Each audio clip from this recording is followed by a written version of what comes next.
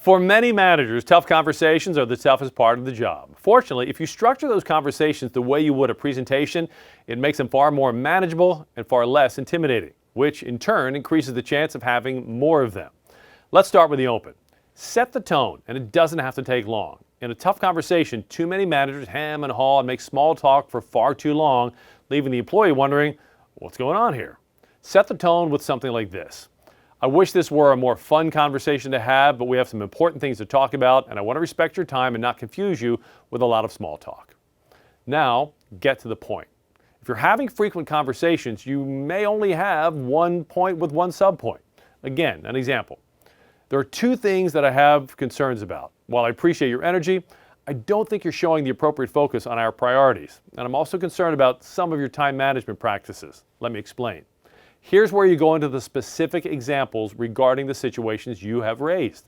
Be concise, be courageous, tell your truth, but also be considerate. The other person has feelings and perspectives. Now get to the Q&A, the question and answer. These are my perspectives and observations, but I'd like to hear yours as well. Is there anything more going on here that I'm not seeing accurately? Then it's your turn to listen. The key is ensuring the employee feels heard. Now to the close. The close has three parts: recap, call to action, and wrap it up. The recap is just a quick restatement of the key point or points to your feedback. Don't belabor the point. The recap is designed to set up the call to action. So what I would like you to do moving forward is, and here you share the steps you want the employee to take and the timeline you want the action or the progress completed. Make it measurable. And now wrap it up.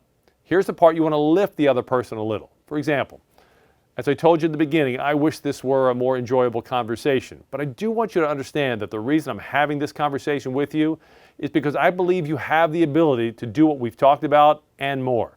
And it's my job to help you fulfill all that potential. And I look forward to the conversation we'll have about that in the near future. And you're done. Nobody likes to be on the other side of a tough conversation, and too many managers don't like to be on the initiating side of it either. I hope this gives you a framework to trigger more meaningful feedback conversations.